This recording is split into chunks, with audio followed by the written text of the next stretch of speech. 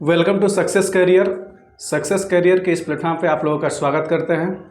तो दोस्तों, अभी हम इलेक्ट्रीशियन एएलपी टेक्नीशियन के लिए पढ़ रहे हैं फुल कोर्स पूरा। और हमारा जो अभी चैप्टर चल रहा है वो चल रहा है विद्युत की मूल अवधारणाएं। ये हमारा 5वां वीडियो है। तो दोस्तों, आज के सेशन में हमारा चलेगा स्टार टू डेल्टा कनेक्शन। क्या चलेगा? स्टार टू डेल्टा कनेक्शन या कन्वर्जन। देखिए, स्टार का जो है स्टार से डेल्टा बनाते समय जो स्टार के रूप में प्रतिरोध का संयोजन है कुछ इस प्रकार से होता है। जैसे मान लीजिए ये R1 प्रतिरोध है, ये R2 प्रतिरोध है, ये R3 प्रतिरोध है। तो इसके सापेक्ष अगर देखा जाए तो R1 और ये R2 और R3 जो प्रतिरोध है इसको ये है स्टार कनेक्शन, और इसको हम डेल्टा में बदलने के लिए देखिए, अगर हम यहीं पे आपको डेल्टा बना के दिखाते हैं जिसको हम ये बाहर के रूप में प्रदर्शित करेंगे। अब देखिए, ये R1 है, ये R3 है। तो यहाँ से एक हम बना रहे हैं, थोड़ा ध्यान दीजिएगा।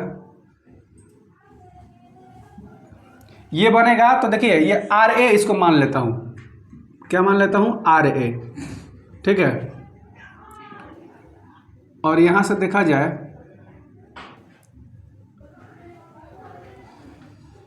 इसको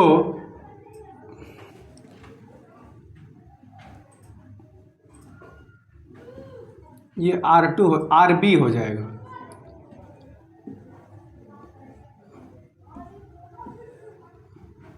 ये RB हो जाएगा।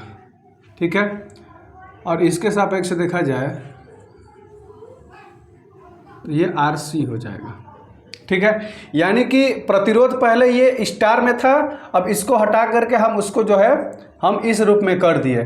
तो इसका वैल्यू एक एक प्रतिरोध का क्या होगा, तो देखिए, चलिए देखते हैं। अब जैसे मान लीजिए कि हमको निकालना है, अब देखिए स्टार था उसको हमने डेल्टा में कन्वर्ट किया। तो देखिए, ये स्टार जो है इस डेल्टा में कन्वर्ट हो गया। तो RA, RB और RC। तो यहाँ से अगर पूछेगा कि RA का वैल्यू या RB का वैल्यू या RC का वैल्यू, उसको निकालने के लिए कुछ फार्मूला है, सूत्र है, उसके माध्यम से हम निकालते हैं। अब देखिए, RA का वैल्यू निकालना है। देखिए, थोड़ा ध्यान दीजिएगा, ये RA है, RA का वैल्यू निकालना है। तो यहाँ पे R1, ये देख रहे हैं R1 और ये R3, इसके परिप्रेक्ष्य में इसका वैल्यू निकलेगा। मतलब कि इसके परिप्रेक्ष्य में इसका वैल्यू निकलेगा। यानी कि देखिए, R1, ये R1 प्लस R3 और प्लस R1 जो दिया है उसी का मल्टीप्लाई, अब बटे में जो बचा है, इसके अलावा क्या बचा है? R2 बचा है। तो बटे में क्या हो जाएगा? R2। इससे क्या होगा कि उस RA का वैल्यू निकलेगा। क्या निकलेगा कि स्टार से डेल्टा बनाते समय जो पहला रहता है RA, जो है RA प्रतिरोध है, उसका जो है value R1 plus R3 plus R1 into R3 by R2। कैसे हुआ कि RA का वैल्यू निकालने के लिए कि R1 प्लस R3, ठीक है। अब बाकी जो बचा है उसका मल्टीप्लाई, सॉरी, जो दिया है उसका मल्टीप्लाई, अब बटे में क्या जो बचा है वो R2। ठीक है। आगे देखते हैं, ये RB का अगर निकालना हो, ये RB निकालना हो तो इसके लिए क्या करेंगे? तो RB के लिए भी सेम वही चीज़ है। अब देखिए, हमारा क्या है? ये RB। तो RB किसके परिप्रेक्ष्य में है? R1 और R2 के परिप्रेक्ष्य में। R1 और R2 के परिप्रेक्ष्य में है, तो यहाँ से निकलेगा कि R1 प्लस R2 और प्लस R1 इंटू R2। बचा कौन सा है? देखिए, ये R1 R2, तो बचा कौन सा है? R3 बचा है। तो बटे में क्या हो जाएगा? R3 हो जाएगा। ठीक है। यानी कि यहाँ से डेल्टा में स्टार से डेल्टा बनाते समय डेल्टा में RB का वैल्यू जो होगा वो क्या होगा? जो इसके परिप्रेक्ष्य में दिया है R1 R2, तो R1 प्लस R2 और इसका मल्टीप्लाई, अब बटे में जो बचा है R3, वो हो जाएगा। अगर RC का वैल्यू निकालना है, देखिए, अगर इसका निकालना है तो क्या करना पड़ेगा? सेम वही चीज़ करना पड़ेगा। R2 और R3 दिया है। अब देखिए, R2 है, R3 है, तो हमको इसका वैल्यू निकालना है RC का। यहाँ से निकालने के लिए क्या करेंगे? वही चीज़ R2 प्लस R3 और यहाँ पे R2 इंटू R3। अब बाकी बचा है कौन सा है? आपका ये R1 बचा है, तो यहाँ पे हम R1 कर देंगे। ठीक है। तो ये रहा आपका स्टार से डेल्टा बनाते समय क्या विधि होता है और कैसे हम एक एक प्रतिरोध का वैल्यू हम निकालते हैं। इस प्रकार से हम देख सकते हैं और सीख सकते हैं। तो चलिए, इसके बाद जस्ट इसके अपोजिट में हम देखेंगे डेल्टा टू स्टार, डेल्टा से स्टार में कैसे कन्वर्ट करेंगे और एक एक प्रतिरोध का वैल्यू हम कैसे लाएंगे। ठीक है। तो आप लोग इसको नोट कर लीजिए। या तो आप लोग वीडियो पॉज करके नोट कर लीजिएगा, तब तक हम इसको मिटा देते हैं।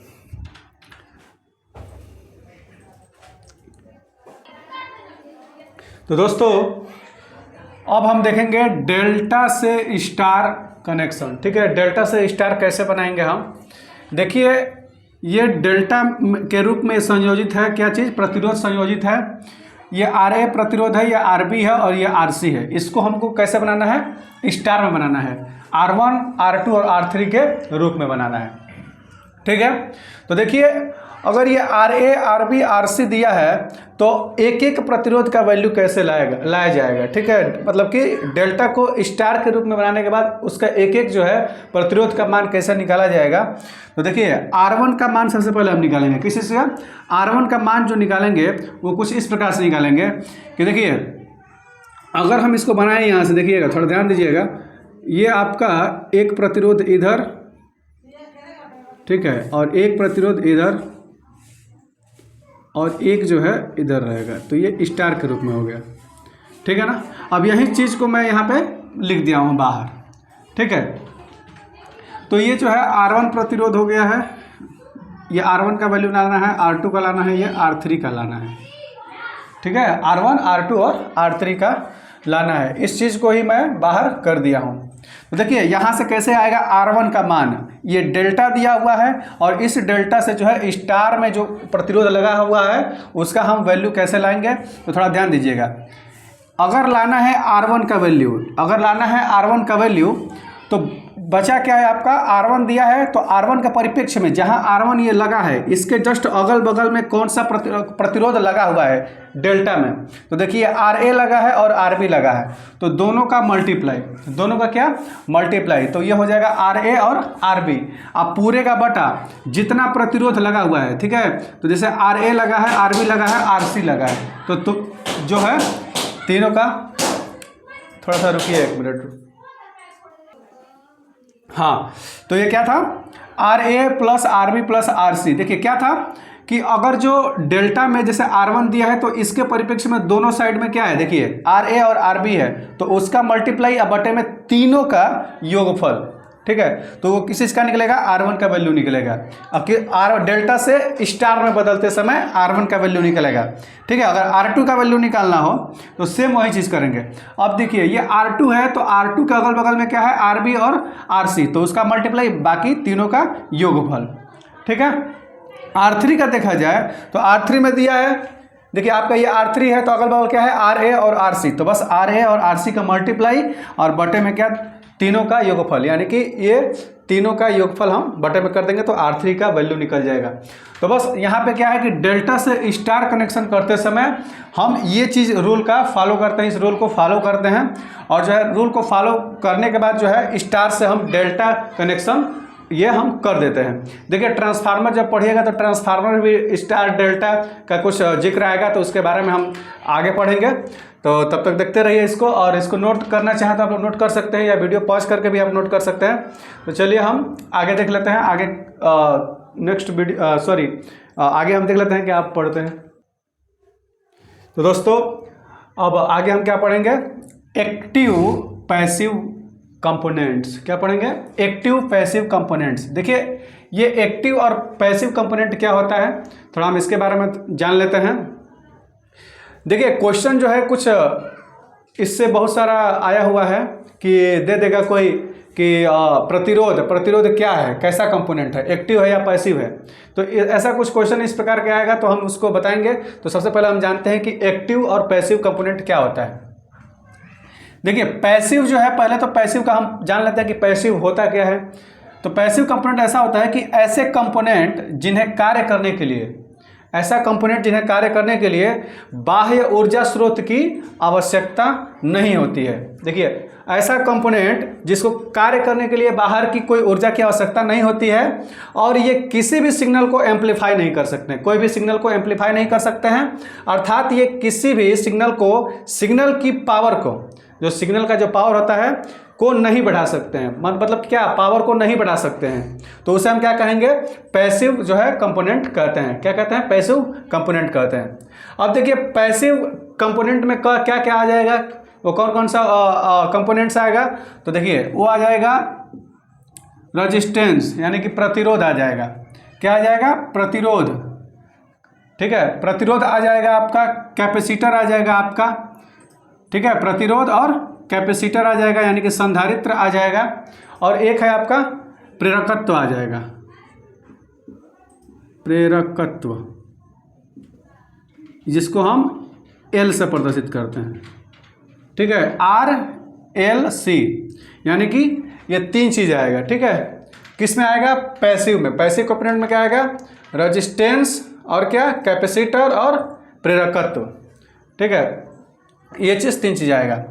आगे देखते हैं एक्टिव कंपोनेंट।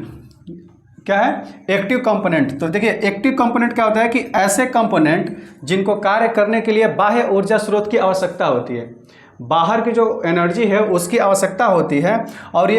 और ये सिग्नल, देखिए यहाँ पर होगा सिग्नल कंपोनेंट के भी सिग्नल की पावर को बढ़ा सकते हैं। क्या होगा?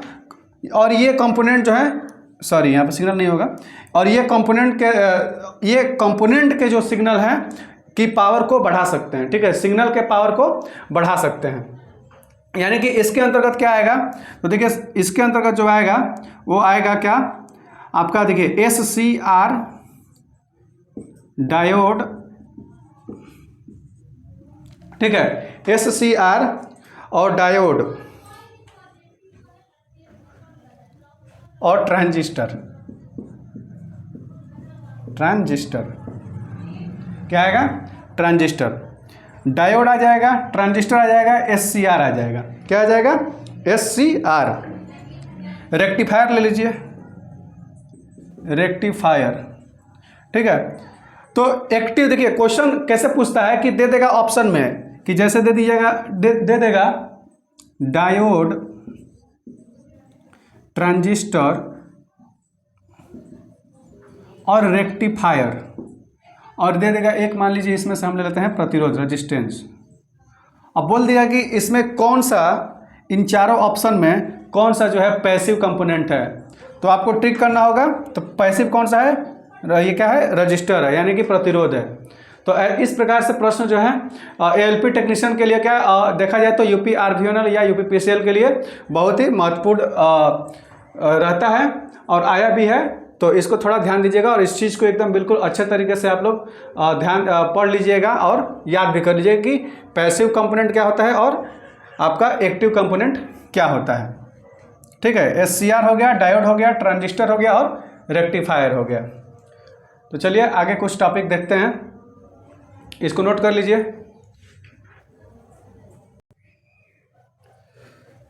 तो दोस्तों अब हम आगे बढ़ते हैं।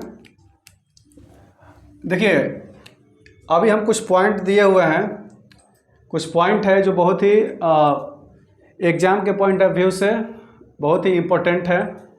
और ये जो दिया गया है 1 2 3 4 5 6 7, ये 7 ऐसा महत्वपूर्ण बिंदु है जो कि हर परीक्षाओं में देखा जाए अगर इलेक्ट्रीशियन ट्रेड में तो ये पूछा गया है। और ये जो है क्वेश्चन जो है हर प्रकार से अगर किसी भी तरीके से अगर घुमा के पूछ रहा है तो यहाँ से आपका जो है पूरा क्लियर हो सकता है, क्लियर हो ही जाएगा बिल्कुल। तो उसमें चलिए हम देखते हैं। जो पहला दिया है वोल्टेज सोर्स, देखिए ये वन लाइनर टाइप का है, इसको एकदम बिल्कुल रट लीजिएगा, बिल्कुल ही रट लीजिएगा क्योंकि यहाँ पे समझने का कोई वो है ही नहीं। ठीक है, तो ये चीज़ जो है कि एकदम आपको एग्जाम में कम से कम एक पॉइंट पे 1 नंबर तो बिल्कुल मिलेगा ही मिलेगा।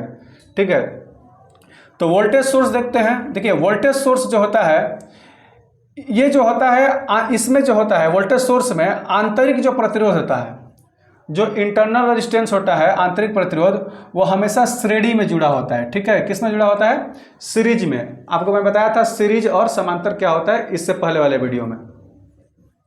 तो जो है वोल्टेज सोर्स में जो आंतरिक प्रतिरोध होता है, ठीक है, आंतरिक प्रतिरोध होता है वो सीरीज में जुड़ा होता है। ठीक है, किस चीज में जुड़ा होता है? सीरीज में जुड़ा होता है। अब मान लीजिए क्वेश्चन पूछ सकता है कि वोल्टेज सोर्स में प्रतिरोध किस माध्यम से जुड़ा होता है या किस रूप में जुड़ा होता है, तो जुड़ा होता है श्रेणी में, सीरीज में। ठीक है, चलिए दूसरा देखते हैं, आइडियल वोल्टेज सोर्स, आदर्श वोल्टेज स्रोत।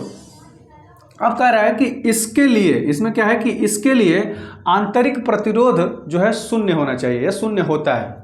इसमें जो है क्या मतलब कि आइडियल वोल्टेज सोर्स, जो आदर्श वोल्टेज सोर्स होता है उसका आंतरिक प्रतिरोध होता है वो क्या होता है, शून्य होता है। क्या होता है, शून्य होता है। तो देखिए ये पूछा भी गया है, ये जो है ALP में पूछा भी गया है और UPPCL में भी।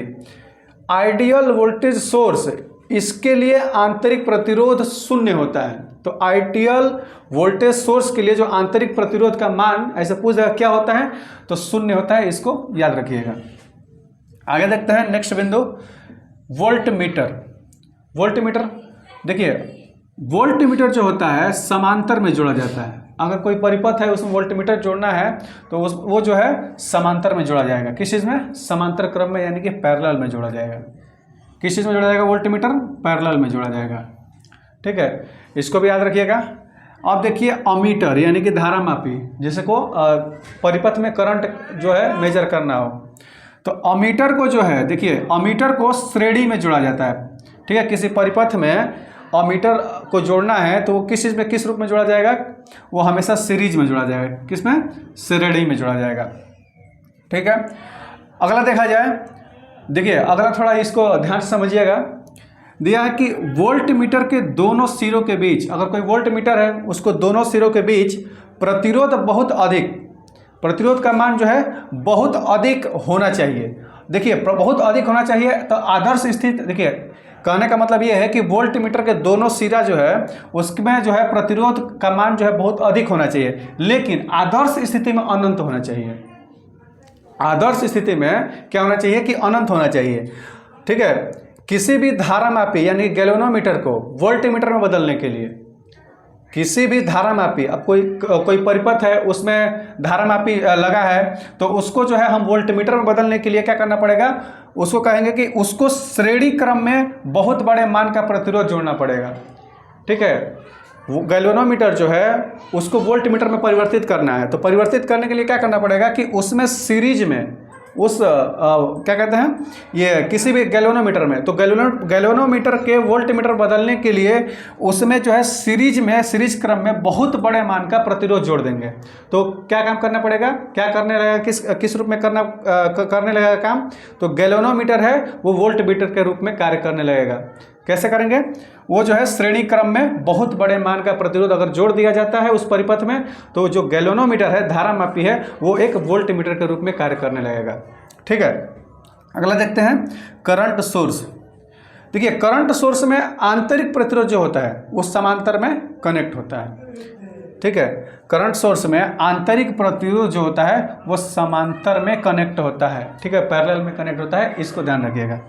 आगे है आदर्श धारा स्रोत। क्या है, आदर्श धारा स्रोत। तो आदर्श धारा स्रोत के लिए आंतरिक प्रतिरोध का मान जो है अनंत होता है। क्या होता है, अनंत होता है। देखिए अभी मैंने क्या बोला था, इसमें क्या बोला था, इस वाले पॉइंट में देखिए, वोल्टमीटर के दोनों सिरों के बीच प्रतिरोध बहुत अधिक होना चाहिए, लेकिन आदर्श स्थिति में अनंत होना चाहिए। तो वही बिंदु यहाँ पे दिया है कि आदर्श धारा स्रोत के लिए आंतरिक प्रतिरोध का मान जो है बिल्कुल अनंत होना चाहिए। ठीक है, तो इस चीज़ को, इस पूरे पॉइंट को, यानी कि 1 नंबर, 2 नंबर, 3, 4, 5, 6, 7, ये 7 जो है बिल्कुल अगर बोले तो ब्रह्मास्त्र है। इसको एकदम आप लोग याद रखिएगा, ये जरूर कहीं ना कहीं आपको जरूर देखने को मिलेगा। और तो चलिए हम आगे पढ़ते हैं। आगे हम पढ़ेंगे क्या, करंट डिवीजन रूल पढ़ेंगे। ठीक है, करंट डिवीजन रूल पढ़ेंगे। अगर चाहें तो आप इसको नोट कर सकते हैं या इसको वीडियो पॉज करके आप लोग नोट कर सकते हैं। चलिए इसको मिटा देता हूँ, फिर आगे बढ़ता हूँ। तो आगे हम देखेंगे करंट डिवीजन रूल।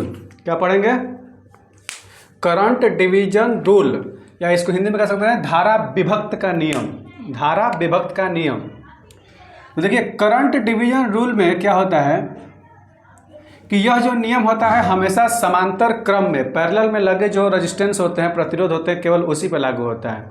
ठीक है, यह जो रूल होता है करंट डिवीजन रूल, वह केवल समांतर में अगर लगा है प्रतिरोध तो उसी पर लागू होगा। जैसे में देखिए अगर कोई एक परिपथ है जिसमें इसमें एक प्रतिरोध है R1 और दूसरा है R2। तो ये समांतर में जुड़ा हुआ है, देख रहे हैं, ये समांतर में जुड़ा हुआ है। अगर इसमें कोई I धारा प्रवाहित हो रहा है, ठीक है, इस परिपथ में I धारा अगर प्रवाहित हो रहा है तो आप लोग जानते हैं कि एक किरचॉफ का नियम के अनुसार कि अगर कोई धारा जा रहा है किसी परिपथ में तो जिस बिंदु से होकर के बट जा रहा है वो क्या हो जाता है, उन दोनों का योग जो बट रहा है, जैसे कि यहाँ पे I1 और I2 दोनों का योग के बराबर होता है, ठीक है। तो अब देखिए ये I बराबर, यहाँ पे I धारा जा रहा है, ठीक है, परिपथ में, तो यहाँ पे अब देखिए ये पैरेलल हो गया है, यहाँ पे पैरेलल है, तो I1 धारा इधर बह रहा है और इधर नीचे बह रहा है। R2 में कौन सा धारा बह रहा है, I2 धारा बह रहा है, और R1 प्रतिरोध में I1 धारा बह रहा है, ठीक है। अगर यहाँ पे I1 का वैल्यू निकालना है, ठीक है, अगर यहाँ पे I1 नहीं दिया हुआ है, अगर I1 का वैल्यू निकालना है, I दिया हो, ठीक है, और I2 दिया हो, अगर I1 का मान निकालना हो तो I1 का मान निकालने के लिए देखिए क्या करते हैं कि I2 और R2, अब I2 और R2 कहाँ से आया, तो आप लोग ओम का नियम पढ़े होंगे, आपको बताया, हमने पिछले वीडियो में बताया था। तो V = I × R होता है, और यहाँ से I बराबर निकल जाएगा V/R। तो ध्यान दीजिएगा V = I × R होता है। तो यहाँ पे देखिए I बराबर V/R, तो ये पूरे को मान लीजिए क्या है V, तो V बराबर I × R है और नीचे R है, तो ये प्रतिरोध है पूरा। तो यहाँ से देखा जाए कि I1 = I, यानी कि ये वाली जो धारा दी जा रही है पूरे परिपथ में, तो I × R2, प्रतिरोध क्या है R2, और दोनों का योग, दोनों प्रतिरोधों का योग, तो R1 + R2 एम्पियर, यानी कि I1 का जो वैल्यू निकलेगा यहाँ से इसका वैल्यू जो निकलेगा, क्या निकलेगा कि I और ये R2 है, उस दोनों का गुणनफल अब बटे में R1 + R2, दोनों प्रतिरोध का अगर हम डिवाइड कर देंगे उससे तो आपका I1 निकलेगा। तो जिस करंट डिवीजन रूल है बिल्कुल यही चीज़ है, ठीक है, ये रूल जो है ऐसा अगर निकल रहा है I1 का मान, तो यही करंट डिवीजन के रूल पे है, और ये जो है केवल समांतर क्रम में अगर प्रतिरोध लगा है तो केवल उसी के लिए लागू होता है। दूसरी बात, अगर I2 का मान निकालना हो, यहाँ से I2 का मान निकालना हो, I2 का वैल्यू नहीं दिया है, तो I2 बराबर क्या होगा, फिर वही चीज़ I जो प्रवेश कर रहा है धारा, और ये R1, ठीक है, R1, तो I × R1 अब बटे में क्या, दोनों प्रतिरोध का योगफल, तो यहाँ से वैल्यू निकलेगा I2 का, ठीक है। अब देखिए यहाँ पे I और R1 है, तो I और R1 जानते हैं V = IR, तो ये V हो गया अब पूरा, और नीचे ये R है, तो देखिए यहाँ पे प्रतिरोध है, तो ये R हो गया, सॉरी ये R हो गया, यानी कि V/R जो है कहीं ना कहीं I आ रहा है इससे, ठीक है, I है, तो यहाँ से हमारा भी देखिए I निकल रहा है, ठीक है। तो कहीं ना कहीं इस चीज़ में जुड़ा हुआ है ओम का नियम भी। देखा जाए अगर कोई धारा प्रवाहित हो रहा है तो दो भागों में बट जा रहा है, अलग अलग प्रतिरोधों में बट जा रहा है, तो यहाँ पे किरचॉफ का नियम भी लग रहा है, ठीक है। तो आपका ये जो चीज़ है कि करंट डिवीजन रूल में आपको ये चीज़ याद रखना है कि अगर समांतर परिपथ में, किसी समांतर परिपथ में जो धारा होता है वो भिन्न भिन्न हो जाता है, यानी कि विभक्त हो जाता है अलग अलग भागों में। अगर यही बात करें अगर सीरीज में क्यों नहीं होगा, तो आप लोग जानते हैं पिछली कक्षाओं में हमने बता भी दिया है कि सीरीज में जो धारा बहता है वो क्या होता है, उसका मान जो है नियत रहता है, बिल्कुल बराबर रहता है। क्योंकि अगर इसमें I धारा बह रहा है तो या इस प्रतिरोध में R1 में अगर I धारा बह रहा है तो R2 में भी, यानी कि R2 प्रतिरोध में ही I ही धारा बहेगा, ठीक है, I ही धारा बहेगा। तो ये जो है ये केवल सीरीज में होता है कि ये अगर I जितना धारा बह रहा है पहले प्रतिरोध में उतना ही दूसरे प्रतिरोध में धारा बहेगा, ठीक है। तो इसमें जो है समांतर में ऐसा नहीं है। समांतर में क्या होता है कि समांतर में बट जाता है, I धारा बह रहा है, ठीक है, तो एक जाएगा I1 के रूप में, एक जाएगा I2 के रूप में, मतलब कि दो प्रतिरोध अगर समांतर में है तो दोनों में अलग अलग धारा बहेंगी। अगर देखा जाए, अगर वोल्टेज देखा जाए, विभवांतर देखा जाए, ठीक है, वोल्टेज अगर देखा जाए तो देख लीजिए एक चीज़ और ध्यान रखिएगा कि सीरीज में धारा का मान क्या होता है, बराबर होता है। ध्यान दीजिएगा, धारा का मान क्या होता है, बराबर होता है। सीरीज में धारा का मान क्या होता है, बराबर होता है, और समांतर में धारा का मान भिन्न होता है। क्या होता है, भिन्न होता है। सीरीज में धारा का मान बराबर होता है और समांतर में धारा का मान भिन्न होता है। यही ठीक उल्टा, वोल्टेज के लिए ठीक उल्टा हो जाएगा। वोल्टेज सीरीज में क्या होगा, भिन्न होगा। वोल्टेज क्या होगा सीरीज में, भिन्न होगा, ठीक है, और समांतर में समान होगा। वोल्टेज का मान क्या होगा, समांतर में समान होगा, और सीरीज में वोल्टेज का मान भिन्न होगा। तो सीरीज में धारा का मान बराबर होगा और समांतर में धारा का मान भिन्न होगा। इससे क्वेश्चन कई बार पूछा है एकदम, इसको तो एकदम बिल्कुल नोट ही कर लीजिएगा, इसको याद कर लीजिएगा, ठीक है। हम इसके बाद ये ख़त्म कराने के बाद जब ये चैप्टर ख़त्म हो जाएगा विद्युत की मूल अवधारणा, तो हम इस पे जितना भी पढ़ाए हैं उस पर सारा उससे रिलेटेड क्वेश्चंस हम करवाएंगे, ठीक है। तो चलिए आगे बढ़ते हैं। अगला हमारा जो टॉपिक है ये करंट डिवीजन रूल था, तो इसको आप लोग बिल्कुल नोट कर लीजिएगा, इसको बिल्कुल ही एकदम इसको समझ लीजिएगा। और इससे ये नहीं है कि क्वेश्चन नहीं आता है, बहुत सारा क्वेश्चन आ जाएगा, डायग्राम दे देगा, आई दे देगा तो I1 का वैल्यू पूछ सकता है, या प्रतिरोध का वैल्यू पूछ सकता है। तो चलिए हम आगे देखते हैं। करंट डिवीजन रूल के बाद हम पढ़ेंगे वोल्टेज डिवीजन रूल पढ़ेंगे, ठीक है। तो चलिए शुरू कर देते हैं वोल्टेज डिवीजन रूल। तो दोस्तों पढ़ेंगे वोल्टेज डिवीजन रूल, ठीक है। वोल्टेज विभक्त नियम, वोल्टेज विभक्त नियम, वोल्टेज का विभक्त नियम या वोल्टेज विभक्तता नियम। देखिए वोल्टेज डिवीजन रूल में क्या होता है कि यह जो नियम होता है हमेशा सीरीज में यानी कि श्रेणी क्रम में लगे प्रतिरोधों के लिए होता है। केवल सीरीज में अगर प्रतिरोध लगाया गया है या लगा हुआ है तो उसके लिए ये बस उसमें ही ये रूल काम करता है। कौन सा रूल? Voltage division rule. केवल श्रेणी में लगे प्रतिरोधों के लिए लागू होता है।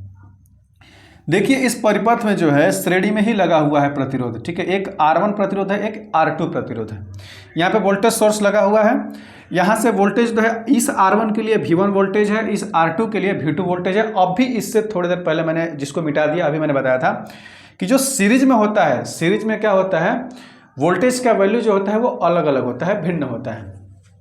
अब देखिए, अब यहाँ से अगर इस प्रतिरोध के परिप्रेक्ष्य में अगर V1 निकाला जाए, वोल्टेज निकाला जाए, तो V1 बराबर क्या होगा कि ये जो टोटल वोल्टेज सोर्स आ रहा है वो, ठीक है, यानी कि V ये और गुणे में R1 यानी कि इस प्रतिरोध का मान इस परिप्रेक्ष्य में, इसके परिप्रेक्ष्य में निकालना है। यानी कि R1 और पूरे का बटा कितना हो जाएगा आपका R1 प्लस R2 यानी कि दोनों प्रतिरोधों का योगफल। क्या हो जाएगा? V1 निकालना है तो क्या होगा कि पूरा जो वोल्टेज सोर्स है वो पूरा V और इंटू R1 अब पूरे का बटा क्या हो जाएगा R1 प्लस R2 हो जाएगा। तो यहाँ से क्या निकलेगा आपका V1 का जो है वैल्यू निकलेगा, ठीक है। अगर देखा जाए ये R2 प्रतिरोध के सापेक्ष में, तो R2 प्रतिरोध के सापेक्ष में V2 का वैल्यू कैसे निकलेगा? तो देखिए V2 बराबर क्या होगा, V वोल्टेज सोर्स V है तो यहाँ पे V और गुणे R2, अब इसके परिप्रेक्ष्य में निकालना है तो R2 होगा और दोनों प्रतिरोधों का बटे में योगफल। एक चीज़ आप लोग ध्यान दे रहे होंगे कि ये है सीरीज में, और सीरीज में क्या, समांतर में क्या हो रहा था कि वोल्टेज सोर्स तो सेम था, धारा क्या हो रहा था, चेंज हो रहा था, मतलब कि बदल रहा था, विभक्त हो रहा था। और इसमें देखिए V1 हो, ये V1 है और ये V2 है, यानी कि सीरीज में जो है, सीरीज में हम कह सकते हैं, अभी इससे पहले मैं बताया भी था, और यहाँ पे देख लीजिएगा कि सीरीज में जो वोल्टेज का मान होता है यानी कि विभवांतर होता है वो क्या होता है, हर प्रतिरोध के लिए भिन्न भिन्न होता है। यानी कि सीरीज में क्या होता है, वोल्टेज का मान भिन्न भिन्न होता है। यहाँ V1 है तो यहाँ पे V2 होगा। तो ऐसे आगे अगर सीरीज में जोड़ा गया है तो उसका जो वोल्टेज का मान होगा यानी विभवांतर जो होगा बिल्कुल अलग अलग होगा। अगर यही चीज़ देखा जाए अगर पैरेलल में, समांतर में, तो बिल्कुल सेम होता है, सॉरी समांतर में सेम होता है और इसमें वोल्टेज का मान क्या होता है आपका अलग अलग होता है।